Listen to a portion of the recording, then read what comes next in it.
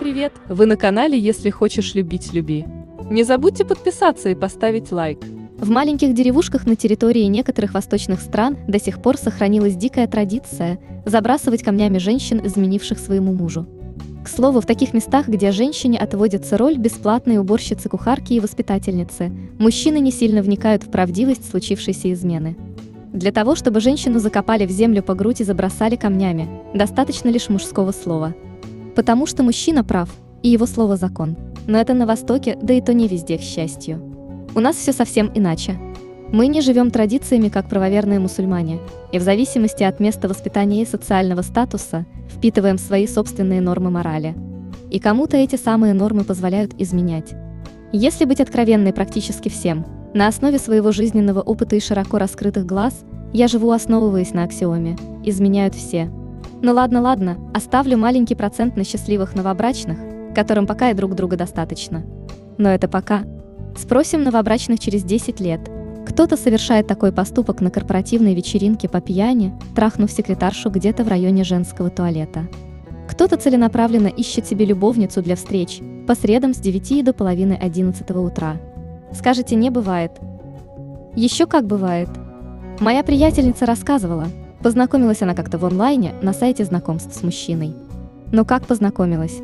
Так перебросились буквально парой слов, мол, как зовут и сколько лет, да и сошлись на том, что переписываться слишком долго, а потому лучше обменяться телефонами, ну и поговорить сразу вживую, как нормальные люди. Мужчина перезванивать не стал. Телефон взял и из онлайна моментально вышел. Даже пока не сказал. А через день ровно в 8:45 утра, аккурат по дороге на работу, моя приятельница получила смс-ку. «Быстро приезжай, моя жена сейчас уходит, будет через 1,5 часа, надо успеть. Возьми резину». Что хотел успеть сей странный мужичок и зачем ему шины, так и осталось загадкой. Впрочем, отвлеклась. Кто-то едет отдыхать в Сочи и встречает там мужчину своей курортной мечты, пока муж зарабатывает на частный садик, а кто-то делает это просто в порыве мести, найдя фотки из прошлогоднего отпуска жены в Сочах. Важна не причина того, что измена случается. Важно просто понимать, после нескольких лет супружеской жизни изменяют практически все. Не то чтобы это совсем нормально, но сё-ля-ви. Я не сомневаюсь, сейчас начнут писать комментарии. Начнут 100%, конечно же, женщины. Женщины скажут: «Наташа, ты не права. Мы живем с моим мужем или парнем-любовником уже 15 лет, и у нас никто никому не изменяет». Ну, во-первых, это тот случай, когда можно говорить только за себя. Как бы сильно человек не был уверен в своей половине, никогда ничего нельзя знать наверняка. А во-вторых, жизнь такая интересная.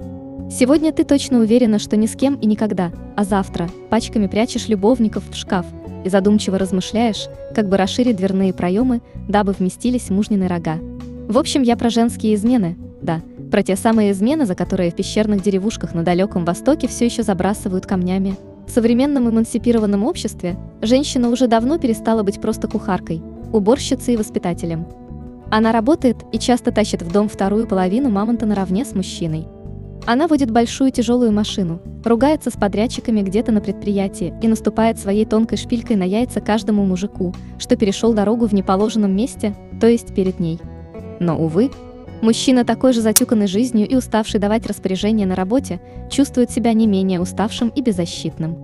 Поэтому единственное, что ему нужно, это сидя на унитазе почитать новости РБК и лечь в мягкую теплую постель, постиранную с линором, чтобы под шум телевизора отойти в царство к Морфею. Дядя даже не додумается сказать любимой женщине, как она у него сегодня прекрасна в новом платье и как ей идет новая стрижка. Честно говоря, за всей своей усталостью у него нет сил даже сказать ей, какая она у него красивая. А пока у одного дяди нет сил, у другого точно найдутся. И она может даже не хотеть сознательной измены. Ну вот, и мы имеем первую причину. Женщине не хватает слов, женщине не хватает ласки. Женщина идет на измену из-за отсутствия романтики, теплых слов и нежных объятий. Потому что иногда от того самого 20-летнего Сережи из Сочей, живущего с родителями, можно получить больше тепла, чем от собственного любимого мужа. Продолжаем ту же ситуацию. Бог с ней, с лаской. Та же самая молодая эмансипированная женщина получает дозу секса, равную 10-минутной зарядке в один из выходных дней. Не поверите, 50% писем от женщин в почте моей курилки про одно и то же. Мужчина не хочет. Да-да. И не смейтесь, вот не дает и все тут. То устал, то голова болит. И если женщина с возрастом крепчает, то мужчина превращается в кисель. Нет, мужчину-то в принципе тоже можно понять. Мужчина устал, мужчина тоже зарабатывал деньги, у него стресс в конце концов, потенция страдает, усталость угнетает. В итоге женщина изменяет, потому что дома ей просто не додают секса. Или не додают секса, которого хочет она. И мы плавненько переходим еще к одной причине. Вы даже представить себе не можете, сколько в моей курилке писем от женщин, от раскрепощенных женщин, которые живут с типичными зашоренными консерваторами. Это когда она ему: «Ах, милый, ударь меня», а он ей в ответ: «Совсем с ума сошла, я тебя бить не буду». Опять скажете, что так не бывает. Ага, как же. К слову скажу, другая приятельница рассказывала мне про любовника, который был во всем хороший мужчина, 32 лет. Она хотела его года 3 и даже была сильно влюблена, да все как-то пути не пересекались. И вот и чудо. Они начали встречаться, а вскоре и жить вместе. Дело шло к свадьбе. А потом произошло то, что произошло. В одну прекрасную жаркую ночь она, прижавшись к нему, прошептала со страстью, что всегда мечтала о том, чтобы ее связали. Кто тут думает, что мужчина кинулся за веревкой? Отдохните и перекурите. Вы не знаете жизни. Он посмотрел на нее треугольными глазами, потом вскочил, включил свет и сел напротив. И почти до утра читал ей длинный и гневный монолог о том, что такими вещами занимаются только извращенцы и шлюхи. А она как потенциальная мать его детей. Я не шучу. Надо ли говорить, что связь эта продлилась недолго и закончилась ничем? Ну то есть это для него ничем. А для еще одного мужчины очень даже чем-то. Кстати, да, бывают такие мужчины, которые искренне считают, что все сексуальные изыски можно воплощать исключительно с женщинами легкого поведения. А любимую жену нужно холить или леять, и пальцем трогать только по выходным, а уж о всяких мерзостях, типа орального секса, и говорить не приходится. В конце концов, ей же еще, как в анекдоте, этими губами детей целовать. Впрочем, это анекдот. А вот ситуация из жизни. В почту курилки написал мужчина, кажется, лет 40. Уж не знаю, как обстояли у него дела с оральным сексом, да и не так важно. Мужчина был давно и хорошо женат, и у него был пунктик. Ему хотелось щекотать женские пяточки. Казалось бы, ну что такого? Возьми жену да щекочи. А нет. Он даже не думал о том, чтобы предложить это жене. Что вы? У них приличный брак. И он пошел другим путем, оврагами да зигзагами. Ну то есть начал искать девушек моей профессии. Нет, у жены тоже пяточки есть, но ей-то предложить никак нельзя, она же мать его детей. Я это все к одному веду. Иногда бывает так, что жена сама невинность. Спустя время вдруг узнает, неважно откуда, о похождениях благоверного. Узнает, и вот мы получаем третью причину женских измен – месть. Кстати, самую глупую и беспощадную причину. Причем беспощадную абсолютно ко всем, и к мужчине, и к самой женщине. Женщина изменяет, потому что хочет отомстить изменнику. А еще, к слову, бывают совершенно парадоксальные ситуации. Я знаю историю одной девушки. Сейчас ей 30. Когда-то 12 лет назад у нее был мужчина. Мужчина был совсем не строгих правил, и иногда позволял себе легкие и необременительные походы туда, куда не надо. Не потому, что она ему не додавала, просто он сам был ходок еще тот, и как-то тайное вдруг стало явным. Дальше она поплакала, покричала, подумала и простила. Да, она тогда осталась с ним, но не простила. Она грызла себя ровно до тех пор, пока не поняла, что надо сделать. И она ему изменила. И не просто изменила, а я бы даже сказала с особым цинизмом. Так, чтобы он наверняка узнал. Он узнал. Был скандал. Скандал, впрочем, как-то замялся, ибо оба понимали, это было око за око. И все бы хорошо, но остановиться она уже не могла. Всегда, когда появлялась хоть малейшая возможность, она ею пользовалась. Не потому, что ей сильно уж хотелось, просто с этим, с его изменой и со своей головой надо было что-то сделать. Она не просто изменяла, она приходила и рассказывала. Он уговаривал ее. Она ходила все равно. А уж возможностей для измены у женщины гораздо больше, чем у мужчины.